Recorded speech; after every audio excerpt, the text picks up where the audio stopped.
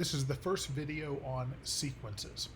So we'll want to start by defining what a sequence is. So a basic sequence would be the sequence 1, 2, 3, 4, 5, and so on. It's a really, really simple sequence.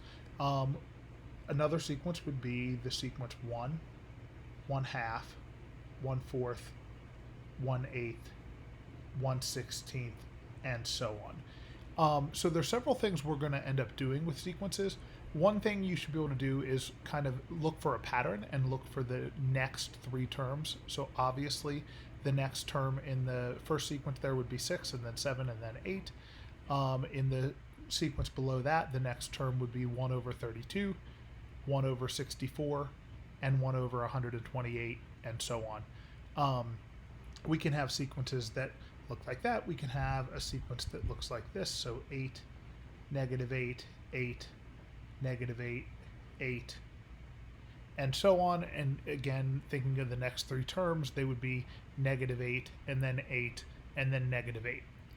So one way to think of a sequence is as an ordered list of numbers. And so it can be written like this, where we just have a list of numbers, but the order of that list matters. There is a first term in the sequence, so there's a beginning of the sequence, and then there's nothing between the terms of the sequence. And so the first thing I want to do is write a definition of sequence. So the way we will define sequence is a sequence is a function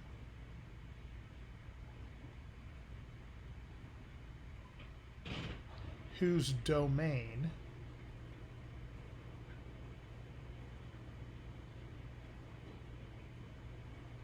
is the set of integers greater than or equal to some integer.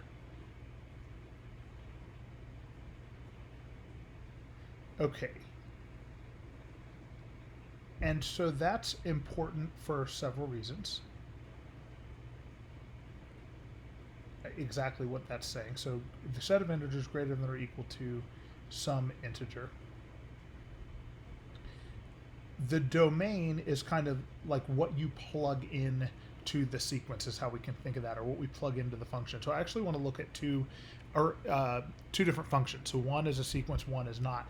And so I want to look at the sequence an equals n squared, where n is greater than or equal to 1. And I want to look at the function f of x equals x squared.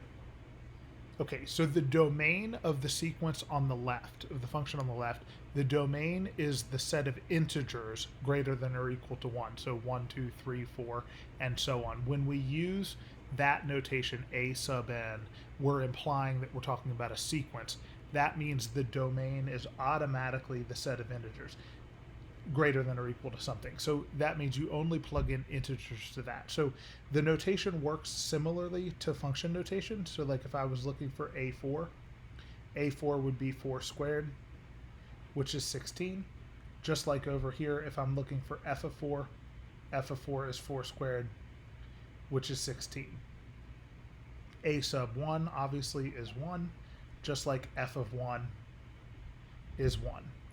What's weird about sequence notation is that when we define the domain as the set of integers greater than or equal to 1, then a sub 0 in this case does not exist, whereas f of 0 is 0. And it's a sub 0 doesn't exist not because we can't plug 0 in, we could, but because the domain specifies that 0 is not part of the domain. Same thing for a sub -5. In this sequence, that does not exist. And more importantly, a sub 2.5 does not exist, even though, sorry, there's background noise there. F of 2.5 would be 6.25. So we could evaluate it. It's just not the same thing.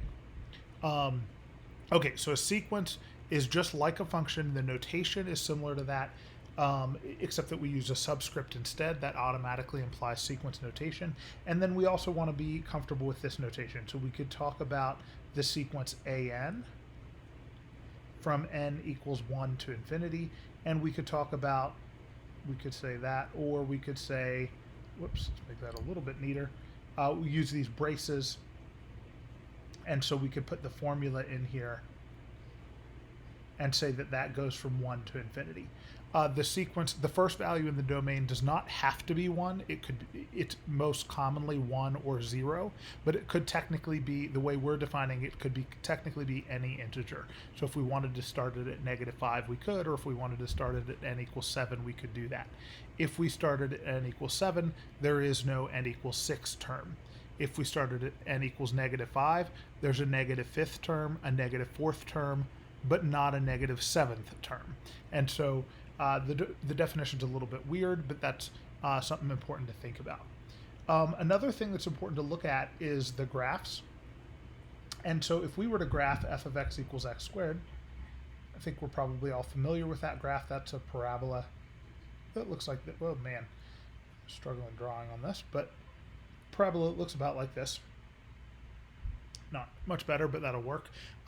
If we graph an equals n squared, so if I graph an equals n squared for n greater than or equal to 1, it's a little weird because it's a sequence of dots, and so 1, 1 would be a point, and then 2, 4 would be a point, and 3, 9 would be a point, and 4, 16, and so on, like that being 3 and that being 9.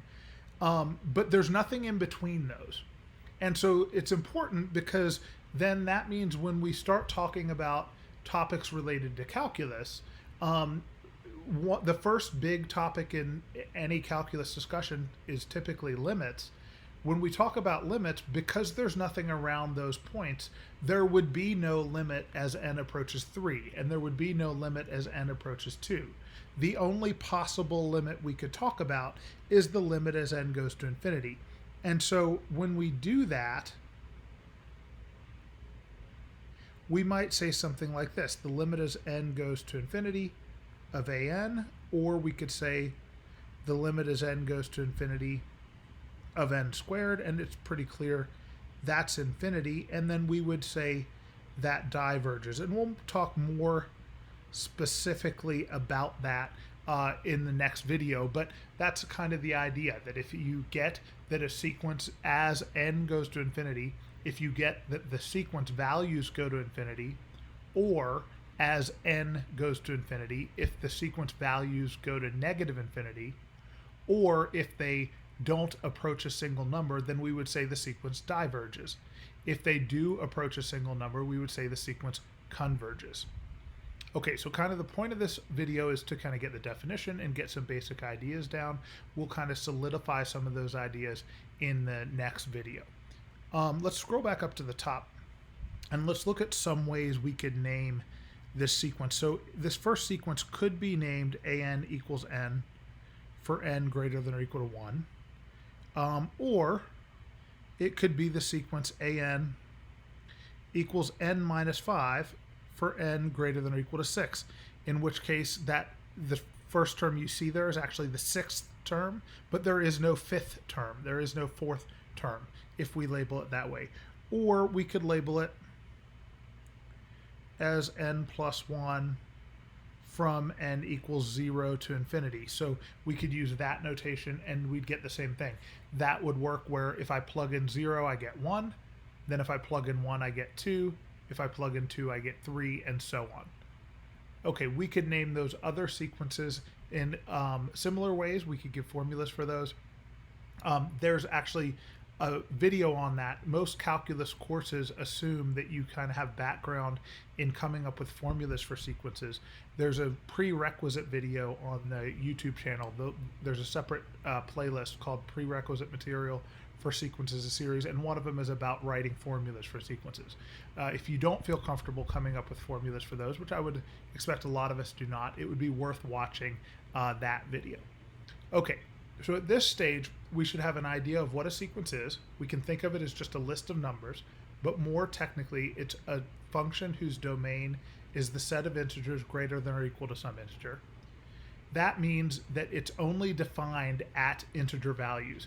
It does not mean that the values in the sequence, so like the second sequence you see on the screen, you have values in the sequence that are not integers, like one is, but 1/2, 1/4, 1/8, those are not integers.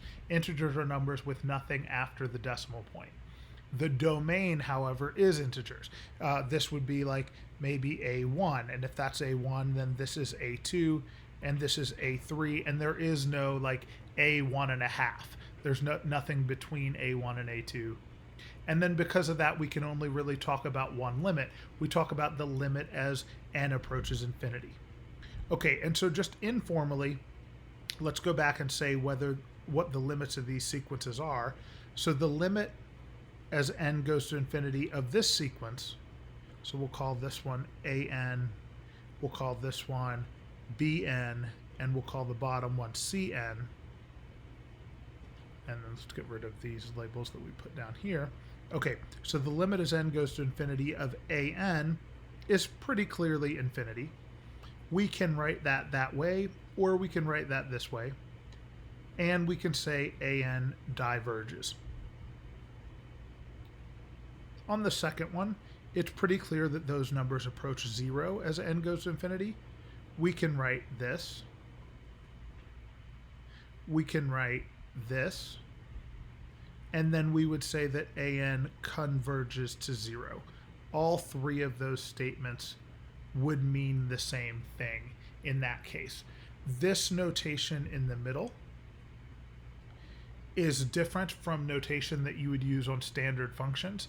The reason we're allowed to use that notation is because it's understood we would be talking about the limit as n goes to infinity rather than the limit as n goes to some other number, because we're talking about a sequence. So to reiterate, the reason that middle notation is okay is because it's understood that the only limit we would be talking about is the limit as n approaches infinity, not as n approaches something else.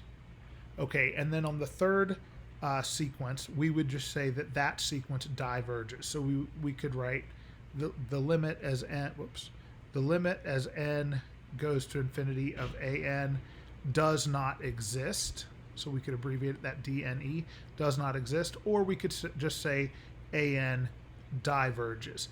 And the reason that's the case is because it doesn't approach a single value. So even though every other term is 8 and every other term is -8, it doesn't approach just one value. Okay, so again, kind of the idea of this video is to get the concepts behind sequences, and then what we're going to talk about in a minute is a series. So we should have an idea of the definition. We should have an idea of what converging means and what diverging means, and we'll be a little bit more discrete about that in the next video, or a little bit more clear about that in the next video. Okay, so I actually want to look at two different sequences. So I want to look at the sequence a sub n equals 1/2 to the n for n greater than or equal to 1. And I want to look at this other sequence, s sub n equals sigma k equals 1 to n of 1/2 to the k. Okay, so let's talk about the sequence on the left first. So the sequence on the left, if I plug in 1, I get 1/2. If I plug in 2, I get 1/4. If I plug in 3, I get 1/8. If I plug in 4, I get 1/16. And if I plug in 5, I get 1/32. We could write that as a list by writing it as 1/2, 1/4, 1/8, 1/16, 1/32, and so on. And we could guess pretty clearly here that an converges to 0, meaning the limit as n goes to infinity of that sequence is 0. It's pretty clear already, but as you list more and more terms, that's going to get infinitely or arbitrarily close to 0. Okay, so I want to talk about this sequence on the right-hand side. So this is still a sequence. It's defined in a weird way using sigma notation. And so I actually want to start by looking at S sub 3 just because it's a little bit easier to see what's going on. So if I look at S3, think for a minute about what that's saying 3 is. So looking closely at the definition of Sn, is 3 equal to n? Is 3 equal to s? Is 3 equal to k? Or is 3 equal to more than one of those, or none of those, or what is 3? And so 3 is actually equal to n, which means that we plug in 3 for n, but not directly for k. And so S sub 3 means exactly this: the sum from k equals 1 to 3 of 1/2 to the k. What that means, the sigma notation means we're going to plug in k equals 1 to that formula. We're going to plug in k equals 2 to that formula. We're going to plug in k equals 3 to that formula. The sigma, 3, not 2. The sigma notation means that we add each of those things up. And man, randomly changing numbers is not a good idea. That should be 1/2 to the third. But anyway, the sigma notation means we should add all those things up. The 3 on top of the sigma notation means you stop at 3. Okay, and so if we add those up, we get 1/2 plus 1/4 plus 1/8, which is 7/8. S4, let's look at that one next. That's the sum k equals 1 to 4 of 1/2 to the k. That means we plug in 1, we plug in 2, we plug in 3, we plug in 4, and stop, because 4 is the last number. 4 is the number on top of the sigma notation. That simplifies to 1/2 plus 1/4 plus 1/8 plus 1/16. And if we were to get a common denominator, we would add those up and get 15/16. Okay, so let's go back and get S sub 1 and S sub 2.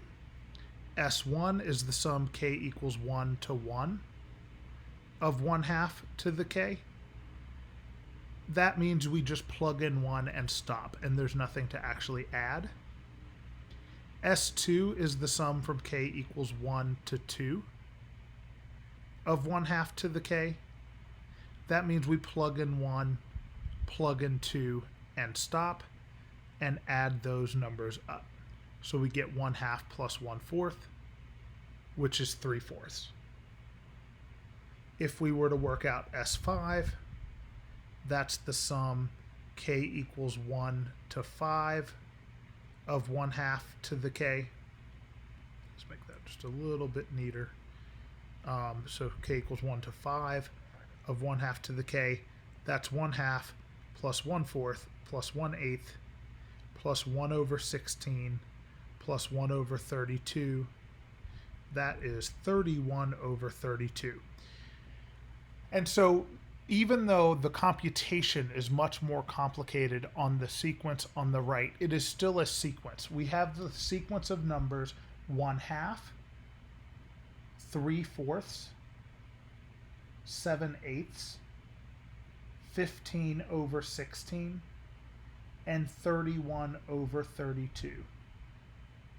And that continues infinitely. It's harder and it's less obvious to look at that and figure out whether it converges or diverges.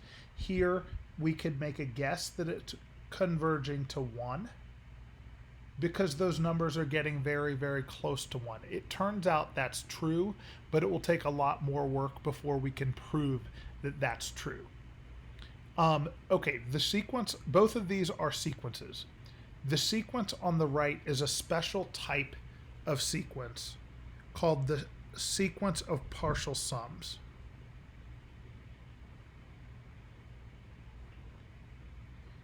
And we call it that because what we're doing is we're adding up terms in the sequence on the left. So if you notice, the numbers we end up adding, like 1/2 plus 1/4 plus 1/8 on S3, those come from the numbers in A sub n. So these are related to each other, but they are actually two different sequences. So the numbers you're adding up to get the terms in Sn come from an. That's called the sequence of partial sums. We talk about the limit of a sequence. The limit of the sequence of partial sums is called a series. So limit of this, the sequence of partial sums, the limit of that is called an infinite series. So the series here, the sum of the series would be called 1. We'll go into a lot more detail on this, but the first worksheet that you have related to sequence series gives a bunch of problems where you are to make a list of A sub n. So you're to make this list A1 through A5, or it might say A1 through A6, or maybe it has you start at A0, but look at the worksheet and it will explain that. And then you're to make a guess about whether the sequence converges or diverges. You don't have to be right about every guess, but you need to be reasonable about every guess. If you have a good reason to think this diverges, that would be okay. If you look at A sub n and they're saying that converges to 7, then that's not correct. It would be unreasonable to think that it converges to 7. We might be able to make an argument that it diverges. It is correct, though, that it converges to 0 in this case. Same thing with the ones on the right. It then has you do the series, or the sequence of partial sums. So it has you find S1, S2, S3, and so on. And then it makes you have a guess whether that sequence converges or diverges. And if it does, then what's the limit of the sequence of partial sums. There's one worksheet with about 16 or 18 problems, I don't remember exactly, where you do this a lot. It would be good to do all of those, but definitely do some of those problems. And then there's a take-home quiz where you do 2 problems like this that you should work with your groups. So if you have questions, feel free to shoot me an email. If not, thanks for watching, and we'll get to more on sequence series in the next video. Thanks.